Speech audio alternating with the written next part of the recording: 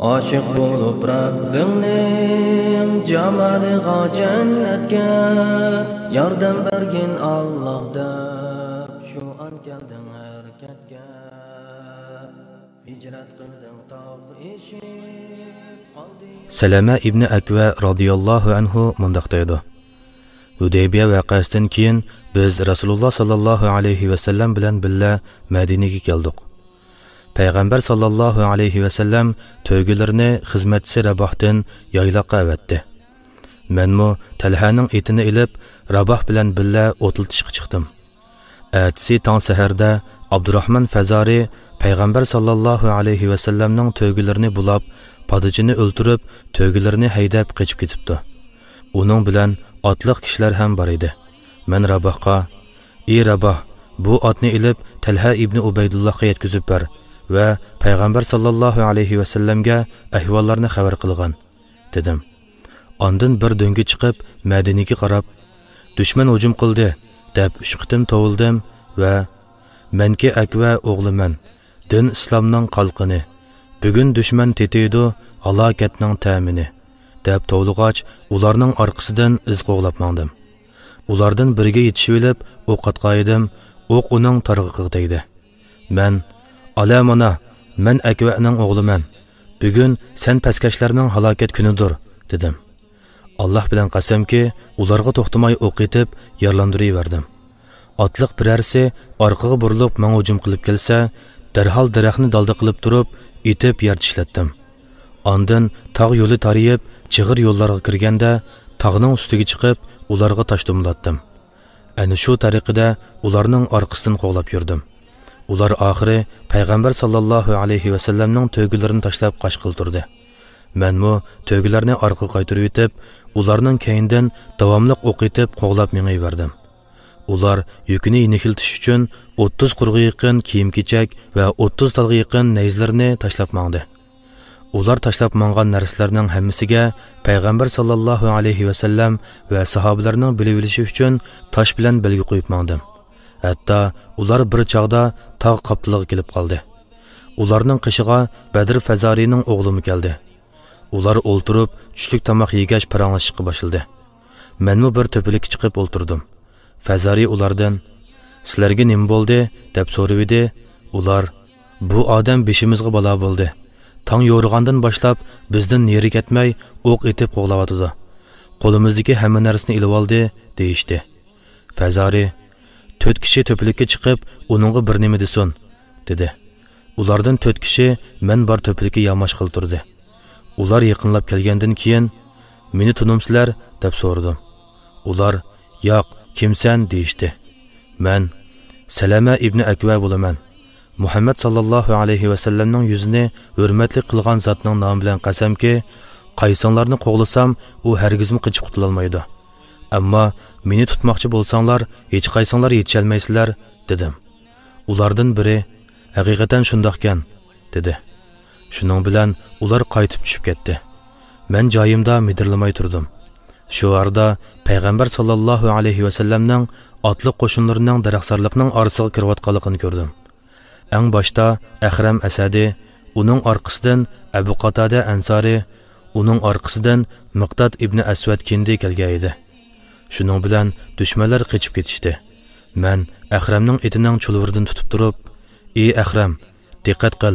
Sahobalar yetib kelguncha ular seni o'ltirib yetib qolmasin" desam, u: "Ey Salama, sen Allohga va oxiratga iymon keltirsang, jannat va do'zaxni haq deb bilsang, meni shahid bo'lishdan to'smag'in" dedi. Shuning bilan men uni qo'yibdim. U berib Abdurrahman bilan ilishib etini yaralandirdi. Lekin Abdurrahman uningga nayz sanjib shahid qilibdi. Ondan uning etiga minib qochmoqchi bo'lgan edi. Payg'ambar sallallohu alayhi va sallamning chavandozi Abu Qatada radhiyallohu anhu uningga yetishib olib, nayzi bilan o'ltiribdi. Muhammad sallallohu alayhi va sallamning yuzini hurmatli qilgan zotning nomi bilan qasamki, men dushmanning orqasidan piyoda yugurdim. Men bek ilgirlab ketgan bo'lg'achqa, orqamdan kelayotgan sahobalarning birini, hatto ularning oyog'idan chiqqan chantozanini ko'rmadim. Kun o'ltiray deb qolgan vaqtda dushman Zuqayrat deb atiladigan so'liq jilg'iga yetib bordi va qattiq chanqab ketganlik uchun suv ichmoqchi bo'lishqa edi. Lekin mening orqasidan yugurib kelayotganligimni ko'rib, bir tomchimi suv icholmay yana qochdi va egiz bir to'plikka qarab yomishishga boshladi. Birisiga yetishib olib, mo'risini chanlab turib o'qatdim va "Ala mana, men Akvaning o'g'liman. Bugun sen paskashlarning halokat kunidir", dedim. U "Voy onasi o'lgur, yana shu atiganki Akvamisan?" degaydi. Men "Shundoq, o'z jiningning dushmani, atiganki Akvayingman", dedim. Ular tog' yo'lda ikki to'yaq otni tashlab qochdi. Men u ikki otni ilib payg'ambar sallallohu alayhi vasallamning qishiga qaytdim. Tag'am Amir menga yetishib keldi. U bir tulumda sut, yana bir tulumda suv akelgan ekan. Sutni ichib, suvda tahorat oldim. Payg'ambar sallallohu alayhi vasallam Zuqaratdagi suluq jilg'ida turayotgan ekan. Qarasam, men mushriklardan tortib olgan to'yga nayza va kiyim-kechaklarning hammasini yig'ib kelibdi. Bilal to'gidan birini bo'g'izlab, uning jigri bilan lokisini payg'ambar sallallohu alayhi vasallamga kavob qilib pishirib beribdi. Men: "Ey Rasululloh, menga ruxsat qilgan.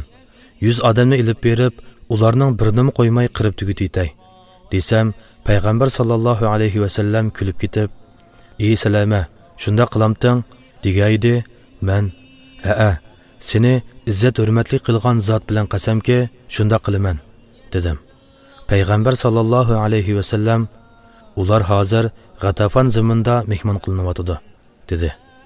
G'atafon tarafdan kelgan bir odamning aytishicha, biraylan ular uchun to'yga bo'g'izlab, terisini chiqarayotgan vaqtda yiroqdan ko'tarilgan chang-to'zonni ko'rib, "Voy, madinaliklar orqamizdan qo'lab kelibdi", deyishib qichib ketibdi. Ertasi saharda payg'ambar sallallohu alayhi vasallam: "Bugungi chavandozlarimizning eng yaxshisi Abu Qatada, piyodalik askarlarimizning eng yaxshisi Salamadur", dedi. Bir kishining yolg'iz holatda ko'p sonliq dushmanga hujum qilishining durust ekanligiga yuqorqi sahih hadis kuchli dalil bo'la oladi. Garchi o'z gumonida o'ldirilish ehtimolligi kuchli bo'lgan taqdirdami, u kishining shahodatni talab qilib hujum qilishi durustdir. Ahram Asadi radhiyallohu anhuning ishini Rasululloh sallallohu alayhi vasallam inkor qilmadi. Sahobalarnimi unda qilishdan to'smadi. Balki yuqorqi hadis bu ishning mustahab va afzal ekanligiga dalildir. Yana kelib, Abu Qudama va Salama radhiyallohu anhuma ikkisi musulmonlarning o'ziga qo'shilishini kutib turmasdan o'zi yolg'iz dushmanga hujum qilganligini payg'ambar sallallohu alayhi vasallam maqtagan. Yuqorqi hadisda yana dushmanga o'zi yolg'iz hujum qilmoqchi bo'lgan kishiga amir yoki boshqa kishilar mehribonlik qilib, uni to'sishning durust ekanligiga ham dalil bor. Uningdan boshqa, agar uning niyati rostchil, irodasi samimiy va shahidlikka bo'lgan orzusining xolis ekanligini bilsa, o'zining irodasi bilan u kishining orasini to'sib qo'ymay, uni o'z mayliga qo'yib o'tishning durustligiga dalil bo'la oladi. Chunki Rasululloh sallallohu alayhi vasallam Salama ibn Akva radhiyallohu anhuning Ahram Asadi radhiyallohu anhuni to'sqanligini, keyin o'z mayliga qo'yayotganligini ayblamagan. Salama ibn Akva radhiyallohu anhu keyindan qo'lgan kofirlarning soni intayin ko'p edi. Chunki u dushmanlarga qayta hujum qilish uchun Rasululloh sallallohu alayhi vasallamdan o'ziga 100 odamni berishni so'radi. Agar kofirlar ko'p bo'lmagan bo'lsa, u unchalik odam so'ramagan bo'lardi. Ammo shundaqdimi, u dushmanlarga o'zi yolg'iz hujum qilib bordi.